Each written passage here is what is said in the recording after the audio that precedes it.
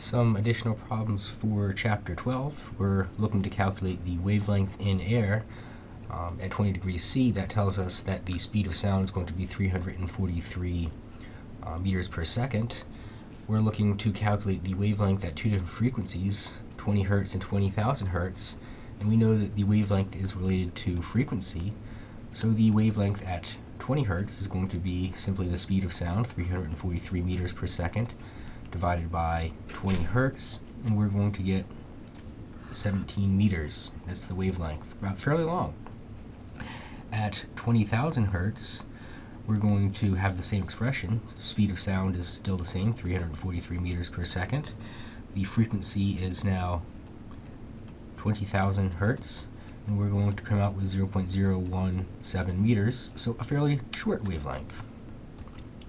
Now, in part B, we're looking for the speed of sound, or the wavelength, for something that is 18 times 10 to the 6 Hertz, an ultrasonic wave. We're going to say the speed of sound is still 343 meters per second, and it always has, always will be, at 20 degrees Celsius. And then 18 times 10 to the 6 Hertz, and we're going to get 1.9 times 10 to the minus 5th meters. So now we're looking at very, very, very short wavelengths. Now, problem number 6 is, kind of impractical, but it wants you to think about what happens if a stone falls down and hits the ground and it makes a sound. The sound wave is going to travel through air, and we could say that the distance that it travels, the distance to our observer, is going to be related to the speed of the wave in air multiplied by the time that it took in air. There's also going to be a wave that goes through concrete, and we know that it's going to essentially travel the same distance. That's going to be my distance right there. So I can say that the distance that the wave travels is going to be the speed of the wave in concrete multiplied by the time that it took to travel through concrete. And we know that it's going to be faster through concrete. Sound always travels faster through solid objects.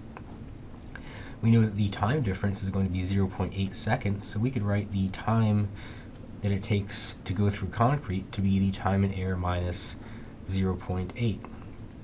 This distance is going to be the same, so we can say, I can say that these two are going to be equal to each other, and 0.8, what I can do is I can isolate my time in air, velocity of concrete, time in air minus 0.8 velocity of concrete, subtract both sides by this right here, and we're going to get velocity of air minus velocity of concrete multiplied by the time that it took in air is going to be negative 0.8 velocity in concrete. Divide both sides by velocity of air minus velocity of concrete. And now we have the time that it took to travel through air. We can then say that the distance that it travels is going to be the velocity in air multiplied by the time in air, which is going to be negative 0.8 velocity in concrete divided by the difference velocity of air and the velocity of concrete. And we know that the speed of a wave in air is going to be 343 meters per second. What we really need is the velocity in concrete, so we have to go back to chapter 11 and see that the velocity in a solid is going to be related to Young's modulus as well as the density of the object. For concrete, we can look up the Young's modulus, which is going to be 20 times 10 to the 9th. It's going to be newtons per square meters. We can look up the density of concrete. That's going to be 2.3 times 10 to the 3rd kilograms meter cubed. And we can figure out that the velocity in concrete is going to be 2949 meters per second. So now it's a simple matter of saying that my distance is going to be equal to 343, it's velocity in air, negative 0.8 multiplied by 2949 meters per second, and then 343 minus 2949, you can see this is going to be a negative number. It's going to cancel out that negative sign up there, and we can see that the distance is going to be equal to 310.5 meters. For problem number 9, we're interested in a sound level, so we're interested in beta, and we know that's going to be related to the sound intensity through the logarithm of the intensity divided by the intensity at the threshold of hearing. So we're given that intensity, so it's a simple matter of saying that intensity is going to be 1.5 times 10 to the minus 6 watts per square meter. That's all going to be relative to 1 times 10 to the negative 12th watts per square meter, and it's a simple matter of plugging it in and coming up with 61.76 decibels. So that's going to be the sound level. For problem number 33, we have a guitar string that is 0.68 meters long, and it's tuned to play middle E, so it's going to play a frequency of E. So this length is going to be associated with E.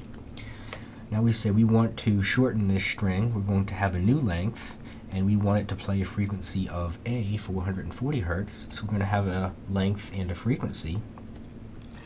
We know that the frequency of a wave on a string is going to be related to its velocity divided by 2 times the length, and the speed of the wave is going to be the same for both of these two scenarios.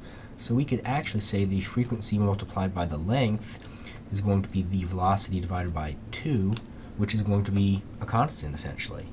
So the frequency at E multiplied by the length of E is going to be velocity divided by 2. That's also going to be the frequency at A multiplied by the length of A. So this allows us to write the length of A to be equal to the frequency of E multiplied by the length of E divided by the frequency of A. So really 330 Hertz multiplied by 0.68 divided by 440 Hertz. That's going to give us the length of A to be 0.51 meters. However, it's really asking us how far from the end of the string must we place our finger, so it's actually asking us for this distance right there. That distance right there is simply going to be equal to 0.68 minus 0.51, so the distance is going to be 0.17 meters. For part B, it's asking us what is the wavelength of this guy. We can kind of see right here that's going to be half of the wavelength, and the other half will be over there.